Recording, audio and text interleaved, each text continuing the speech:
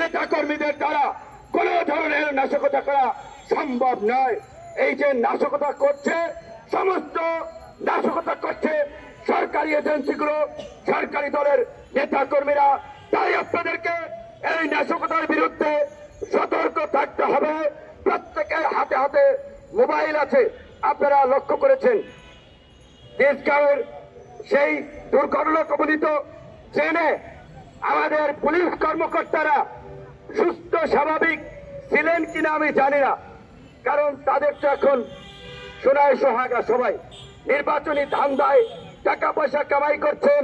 বিরোধী দলের নেতা কর্মীদেরকে ধরে চেক লিখে সাইন করে নিচ্ছেন, সম্পত্তি দলিল করে নিচ্ছেন। তো তারা তো এখন সোনায় সোহাগা। তো এই যে তারা সাথে সাথেই বলে দিলেন বিরোধী দল করেছে, হরতাল অবরোধকারীরা করেছে। ওই ট্রেনের প্রত্যক্ষদর্শী একাধিক ব্যক্তি, সবচেয়ে যিনি আহত নুরুল হক, তিনিও বলেছেন ট্রেনের পোশাক পরা লোকেরা আপনার অগ্নি নির্বাপন যন্ত্র নিয়ে এই মেঝেতে হাঁটাহাঁটি করেছে, কানাঘুষা করেছে। তার মানে এটা পরিষ্কার তাদেরকে মদত দিয়ে এই ঘটনা ঘটানো হয়েছিল। ঘটনা আরো ঘটবে, সামনে একটা আরো ঘটনা ঘটবে। আপনাদেরকে সতর্ক থাকতে হবে, সচেতন থাকতে হবে। দুই একটা বাস পুড়িয়ে, ট্রেন পুড়িয়ে আর কি হবে? দেশটাকেই তো ওরা পুড়িয়ে দিচ্ছে। আপনারা শুনেছেন তার বক্তব্যে তিনি বলেছেন শেখ হাসিনা নাকি দ্বিতীয় মুক্তিযুদ্ধে বিজয়ী হয়েছে। প্রথম মুক্তিযুদ্ধ ছিল স্বাধীনতা, সার্বভৌমত্ব অর্জন করা। দ্বিতীয় মুক্তিযুদ্ধ বঙ্গবন্ধু শেখ মুজিবুর রহমান বলেছিলেন এদেশের মানুষের অর্থনৈতিক এবং সামাজিক মুক্তি অর্জন করতে হবে। আমরা তো এখন পর্যন্ত অর্থনৈতিক এবং সামাজিক মুক্তি অর্জন করতে পারি নাই। তাহলে শেখ হাসিনা কোন দ্বিতীয় মুক্তিযুদ্ধে বিজয়ী হয়েছেন?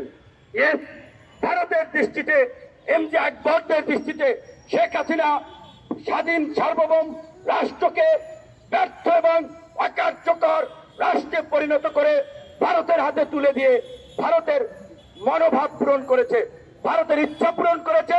যে কারণে তারা বলছে হ্যাঁ, ভারত যেই লক্ষ্য উদ্দেশ্য নিয়ে বাংলাদেশকে মুক্তিযুদ্ধে সহযোগিতা করেছিল, এখন ভারত সেইটা পেয়েছে।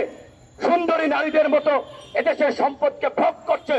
যখন যেভাবে খুশি, যেখান দিয়ে খুশি সেখান দিয়েই তারা দখল করে নিচ্ছে, সেখান দিয়ে তারা পানি নিচ্ছে, গেট ছেড়ে পানি ছেড়ে মানুষ ডুবিয়ে মারছে।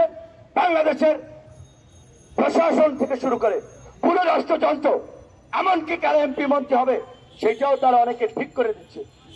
এটাই তো ভারত চেয়েছিল।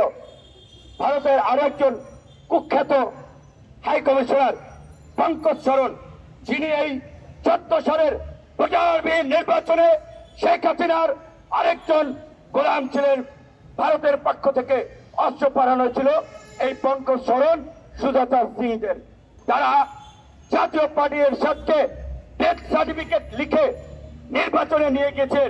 সেহেতু এরশাদ সাহেবের সহকারীরা বলেছেন, এরশাদ সাহেব তার জীবদশায় বলেছেন, এইভাবে তারা 14 সালে বিনা ভোটের নির্বাচন করে বাংলাদেশের গণতন্ত্রকে নির্বাচনে পাঠিয়ে আজকে বাংলাদেশকে পরাধীনতার শৃঙ্খলাবদ্ধ করে বাংলাদেশকে ধ্বংস করছে।